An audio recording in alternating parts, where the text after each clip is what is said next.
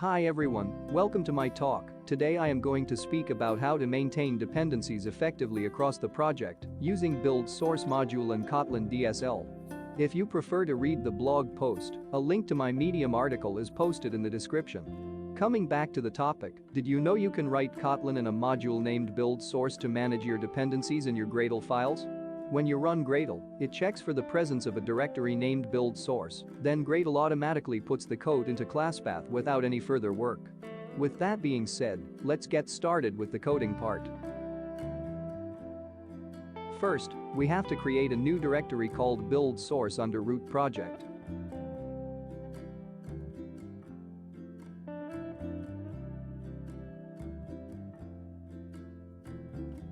Then create a new file and name it build.gradle.kts.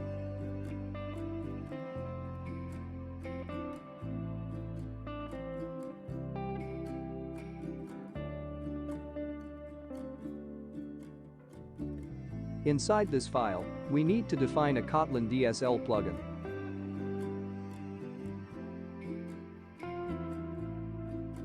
Then define a repositories block to declare JSONter.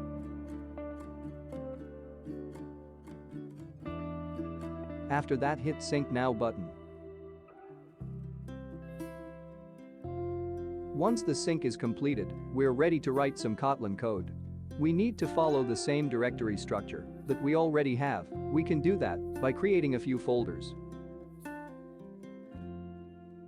First, create a source folder.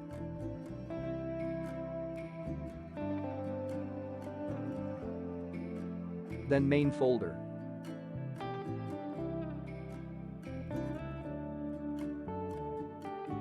And finally Java folder.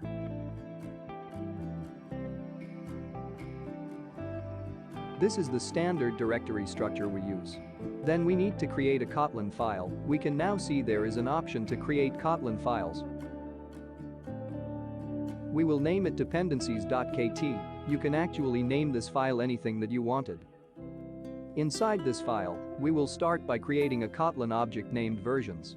This is used to define the versions of the dependencies so that when you need to update any library version in the future, you can simply do it in a single place. We will start by defining the Kotlin version.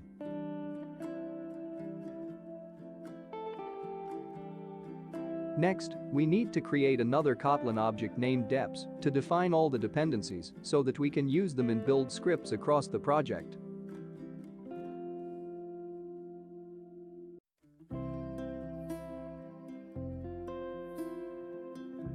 We will copy over the standard Kotlin support library from the app-level build.gradle file.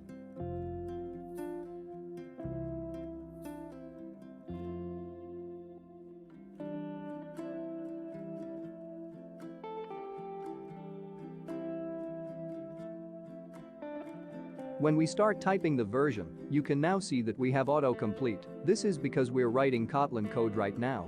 We can use this object in our app-level Gradle file.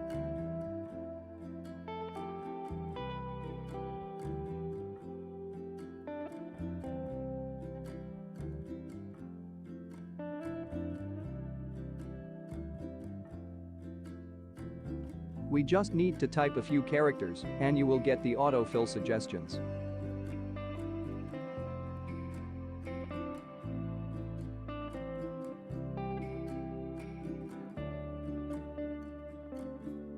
Not only that, we can now navigate to its source by holding the Control button and click on the dependency and vice versa. This seems to be a small improvement but very helpful when you're navigating through the code. Then we can repeat the same process to replace all the dependencies.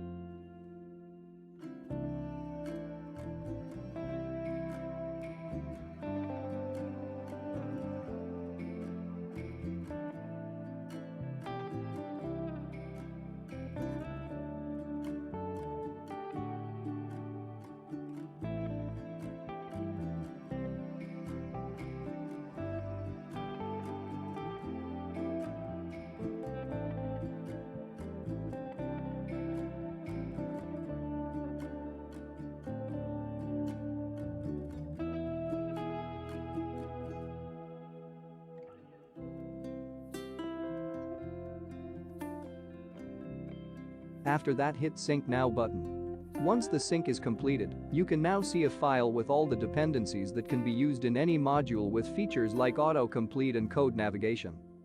Next, we need to replace classpath dependencies in project level build.Gradle. The process is similar. We need to declare versions under versions object and copy over the dependencies to deps object.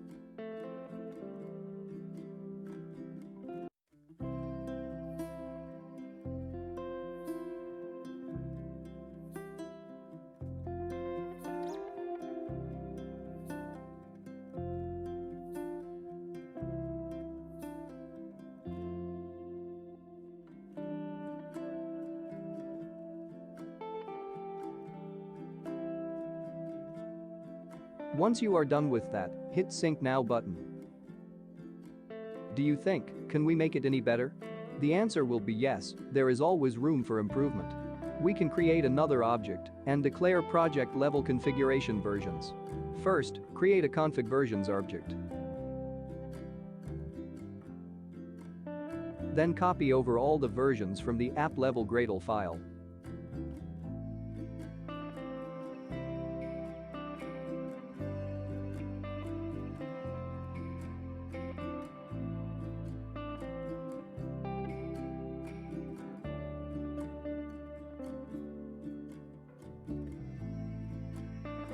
Once you are done, replace the hard-coded versions with config version variables. This is when you'll appreciate the autocomplete feature. Finally, hit Sync Now button.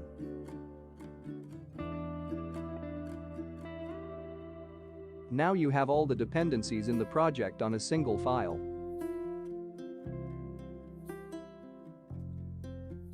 By adopting this process, we can leverage the system to bring all the dependencies to a single place.